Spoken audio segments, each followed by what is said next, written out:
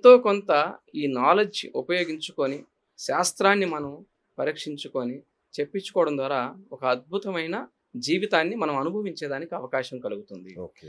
దుర్ఘటనలు ఏమన్నా ఉంటే దీని ద్వారా తీసేయడానికి మనకి చాలా గొప్ప అవకాశం కలుగుతుంది. ఓకే. కాబట్టి మీరన్న ప్రశ్నలో ఆన్సర్ అయితే ఇది. రైట్ గురుగారు. మళ్ళొకసారి అడుగుతున్నాను. ఈ మీ లలాటం మీద ఇవి హ్మ్. ఎట్లా సాధ్యం గురుగారు? అది ఎట్లా హ్మ్. వచ్చినాయి మీకా నామాలు? ఓకే. సహజంగా తిరునామం అంటారా అది? అవును. ఆ! ఇక్కడ నిలువుగా ఉన్నది తిరునామం. ఆ! ఇలా మనం చూస్తే అవును. కనిపిస్తుంది. అవును. మీరు ఇట్లా అన్నా కనబడుతుంది. ఇట్లా ఊరికే జస్ట్ ఇలా ఇలా అన్నా అబ్బబ్బబ్బా! గూడా అద్భుతంగా. మీకు అవును. కనిపిస్తుంది. అవును. ఇలా ఊరికే చేత్తో ఇలా అన్నా గూడా పర్ఫెక్ట్‌గా ఇలా తిరునామం అవును. పడుతుంది. అవును. ఇది సహజ సిద్ధంగా భగవంతుడిచ్చిన గొప్ప వరం అంతే. ఓకే. అంటే ఏదో ఒక కారణ జన్మ అంతే.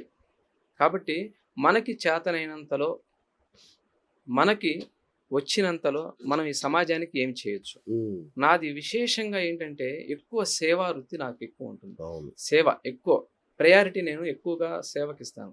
ఎటువంటి సేవ అంటే భగవంతుని యొక్క సేవ. హ్మ్. కాబట్టి ఎందుకో కారణ జన్మతో ఇచ్చాడు. మనకేమి సంబంధం కరెక్ట్. లేదు కదా! అవును. జనరల్‌గా అయితే ఈ జ్యోతిష్యం అనేది, అదే ఈ గదా! అన్నమాచార్య కీర్తనలనేవి పరమాత్మ ఇచ్చిన అనుగ్రహం. నిజంగా. కాబట్టి నిజంగా. నీవు అవును. నాకిచ్చావు, దీన్ని నేను పరిపూర్ణంయుండి నీ ఉపయోగించు. సేవకై వాడతాను అంటాడు. కాబట్టి ఏడుకొండల వాడిని తలుచుకున్నప్పుడల్లా నాకు ఒకలాంటి గగుర్పాటొస్తుంది. నిజం. నిజం. నిత్యాత్ముడైయుండి నిత్యుడై వెలుగొందు సత్యాత్ముడైయుండి సత్యమై తానుండు ప్రత్యక్షమయ్యుండి బ్రహ్మమయ్యుండు సంస్తుత్యుడి తిరువేంకటాద్రి విభుడు సంస్తుత్యుడి తిరువేంకటాద్రి విభుడు ఏ దేవు దేహమున నిన్నియును జన్మించే ఏ దేవు దేహమున ఇన్నియును అనగె మరే ఏ దేవు విగ్రహం వీసకలమింతయును ఏ దేవు నేత్రంబులిల చంద్రులు ఏ దేవుడి జీవులన్నింటిలో నుండు నే దేవు చైతన్యమిన్నిటికి నాదార మే దేవుడవ్యక్తుడే దేవుడద్వందుడా దేవుడి వెంకటాద్రి విభుడు నిత్యాత్ముడైయుండి నిత్యుడై వెలుగొందు సత్యాత్ముడైయుండి సత్యమై తానుండు ప్రత్యక్షమయ్యుండి బ్రహ్మమయ్యుండు సంస్తుత్యుడి తిరువేంకటాద్రి విభుడు సంస్తుత్యుడి తిరువేంకటాద్రి విభుడు. కాబట్టి హ్మ్. ఎంత అసలు మీ నోట నాకు గూస్ బంప్స్ వచ్చాయి అసలు నిజంగా. కాబట్టి అద్భుతం. కనపడే దైవం ఎవరయ్యా అంటే కలియుగానికే అధిదైవం ఆయన. కాబట్టి అలాంటి దైవాన్ని మనం ఎంతో దగ్గరలో కూతవేటు దూరంలో పెట్టుకున్నాం. అవును. నమ్మండి, నమ్మి నడవండి. ఎల్లవేళలా ఆయన రక్ష వహిస్తాడు. కాబట్టి అలాంటి ఏడుకొండల వాడి అనుగ్రహంతో ఆయన నక్షత్రంలో జన్మించినందుకు నేను ఎంతో సంతోషిస్తూ నా జన్మని చరితార్థం చేసుకుంటూ ఉన్నాను. అద్భుతం. శ్రీనివాస్ గారు. అద్భుతం గురుగారు. గురూజీ ఇప్పుడు పరాభవ నామ సంవత్సరం ప్రవేశించింది. మరి ఇది డేంజరా? పవర్‌ఫుల్లా? గత సంవత్సరంతో పోలిస్తే ఈ సంవత్సరం అందరూ హడావుడి చేస్తున్నారు. పరాభవం, పరాభవం, పరాభవం అని. ఏం జరగబోతుంది ఓకే. మంచి ప్రశ్న అడిగారు. గురూజీ? పరాభవ నామ సంవత్సరం అంటే ఇది ఎవరైతే మనకి రాజ్యాన్ని పరిపాలిస్తున్నారో, రాజ్యాన్ని పరిపాలిస్తున్న రాజుకే గాని పరాభవం అనేది సామాన్యుడికి కాదు. సామాన్యులకు కాదు. వర్తించారు. ఎందుకంటే అవును. ఈసారి రాజ్యాధిపతి గురువయ్యాడు. ఓకే. కాబట్టి మనం చూస్తూ ఉంటాం ఇప్పుడు. బయట హ్మ్. సమాజంలో ఎన్నో హ్మ్. చూస్తూ ఉంటాం. అన్ని అవును. చోట్ల అధికారంలో ఉన్న రాజులకి తప్పటం లేదు కదా! ఎన్ని అవమానాలు ఎదుర్కొంటున్నారు. అవును. వాళ్ళు చేసేవి మంచి కార్యక్రమాలే అయినప్పటికీ కూడా అవమానాలు ఎదుర్కొంటున్నారు. అవును. ఈసారి ఇంకొంచెం ఎక్కువగా ఎదుర్కొంటున్నారు. ఆ! అంతే హ్మ్. తప్ప మనకేమి కాదు. హ్మ్. సామాన్య ప్రజలకు ఇది కాదు ఏమీ అని కాదు. చెప్పాలి. హమ్మయ్య! చాలా మంచి చల్లటి వార్త చెప్పారు ఉగాది రోజున. సంతోషం. ఇక లోకేష్ గారు ఇప్పుడు 2 తెలుగు రాష్ట్రాలంటే దేశవ్యాప్తంగా లోకేష్ గారి చర్చ నడుస్తుంది. లోకేష్ గారు సీఎం అవుతారు, సీఎం అవుతారు ఆంధ్రప్రదేశ్ రాష్ట్రానికి అని. బాబు గారిని చూస్తే బ్రహ్మాండంగా ఉన్నారు, ఫిట్‌గా ఉన్నారు. సడెన్‌గా ఈ చర్చ ఎందుకొచ్చింది? అవుతారా? ఆయన జన్మ జాతకం ఎలా ఉంది? ఆయన యోగాలు ఎలా ఉన్నాయి అసలు? నేను ఆయన జన్మ జాతకాన్ని పరిశీలించాను. ఓహ్! భరణి నక్షత్రం ఆయనది. ఆ! యాక్చువల్‌గా 2024 10వ నెల 5వ తారీఖు నుంచి మీరు గమనిస్తే ఆయనకి రాహు మార్గదశలో శుక్రుడి యొక్క అంతరం నడుస్తుంది. ఓకే. ఓకే. ఈ శుక్రుడు ఆయనకి పరివర్తన యోగంతో ఉన్నాడు. సప్తమాధిపతి ఆయనకి దశమ క్షేత్రంలో ఉన్నాడు, వృత్తి స్థానంలో ఉన్నాడు ఆయన. ఓకే. అయితే ఈ సప్తమ స్థానంలో శని పరమ ఉచ్చబొంది ఉన్నాడు ఆయనకి. ఓకే, శని అధికారాన్ని ఇస్తాడు, రాహువు అధికారాన్ని ఇస్తాడు, రాజకీయాలను కూడా ఇస్తాడు. అయితే ఇక్కడ ఏమవుతుందంటే శని ఇంటిలో శుక్రుడు ఉన్నాడు. ఓకే, శుక్రుడు యొక్క ఇంట్లో శని ఉన్నాడు. శని ఉచ్చ స్థానాన్ని అలంకరించి ఉన్నాడు. కాబట్టి దగ్గర దగ్గర 2026 ఆగస్టు, సెప్టెంబర్, అక్టోబర్ ఈ ప్రాంతాలలో వరకు కూడా ఆయనకు రాహులో శుక్రుడు నడుస్తాడు. ఈ శుక్రుడు నడిచినప్పుడు మీరు గమనించండి, 2024 10వ నెల నుంచి కూడా ఆయన గ్రాఫ్ పెరుగుతూ వస్తుంది. ఎంతో పప్పు అన్నవాడు అదే ఇప్పుడు అనబోతున్నాను. నిప్పులాగా తయారయ్యి చాలా గొప్పగా పరిపాలన చేస్తున్నాడు. తుప్పు వదలగొడుతున్నాడు తుప్పు అందరూ. వదలగొట్టేస్తున్నాడు. అందుకని ఏంటంటే ఆయనకు అవకాశం తప్పకుండా ఉంది. ఆయన ఓకే. గ్రహ దశల్లో అవకాశం ఉంది. చూడండి, ఎప్పుడైనా సరే ఎన్నో కష్టాలు మనం ఫేస్ చేసినప్పుడే అతనిలోంచి అంతర్మదనంలోంచి ఒక కరెక్ట్. నాయకుడు తయారవుతాడు.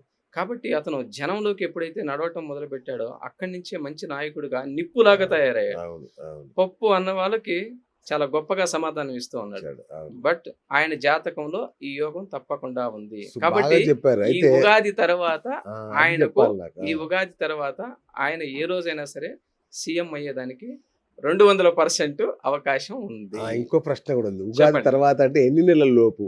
మళ్ళీ మీకు నేను ఉగాది ఆ- తర్వాత అన్నాను ఆ, అనకూడదు. ఆయన జన్మ జాతకంలో 2026 9వ నెల వరకు, అచ్చా. 2026 9వ నెల వరకు కూడా ఈ రాహులో శుక్రుడు యొక్క అంతరం ఉంది. ఈ శుక్రుడు ఏం చేస్తున్నాడంటే అతనికి దశమాధిపతి అయి ఉన్నాడు, దశమ స్థానంలో ఉన్నాడు ఆయనకి. ఓకే. కాబట్టి ఈ టైంలోనే అతనికి ఛాన్స్ చాలా ఎక్కువగా ఉంది అని చెప్పాలి. Super super. రైట్. అలాగే గురుగారు, రెండు తెలుగు రాష్ట్రాల్లో ఏదైనా ఈ సంవత్సరం అన్ఎక్స్పెక్టెడ్ పొలిటికల్ ఎర్త్క్వేక్స్ లాంటివి ఏమన్నా ఉన్నాయా? అంటే సంచలనాలు ఏమైనా నమోదు అవుతాయా? ఎందుకంటే రేవంత్ రెడ్డి గారి పీఠం దానికి సంబంధించి కొంచెం అడావుడి నడుస్తుంది కదా, ఏంటి అసలు? అంటే మీకు ఒకటేనండి, ఇక్కడ గమనిస్తే మనకి పరాభవనామ సంవత్సరం అని మనం ఇందాకే అనుకున్నాం. అవును. ఎవరికయ్యా పరాభవం అంటే రాజు పరిపాలిస్తున్న రాజుకు కదా అంటున్నాడు. కాబట్టి జూన్ 2వ తారీఖున మనకి మిథునం నుంచి కర్కాటకంలోకి గురువు యొక్క ప్రవేశం జరుగుతుంది. కానీ ఇది రాజ్యానికి చాలా సుభిక్షమైన ఉచ్చస్థితి. ఓకే.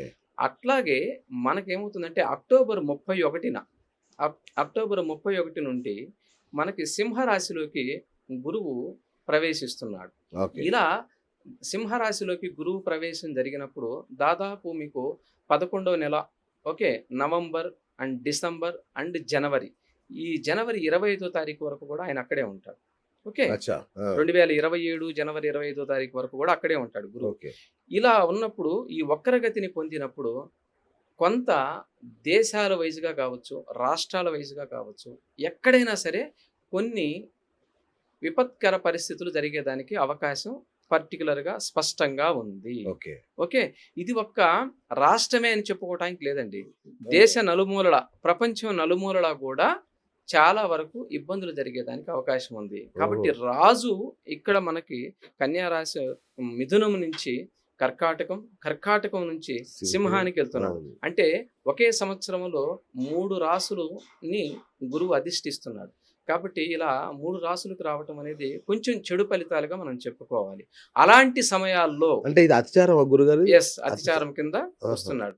కాబట్టి ఏంటంటే ఇలా ఈ 3 రాసుల్లో ప్రయాణం చేయటం ద్వారా మనకి రాజ్యములో రాజులకి కొంత ఇబ్బంది ఉంది.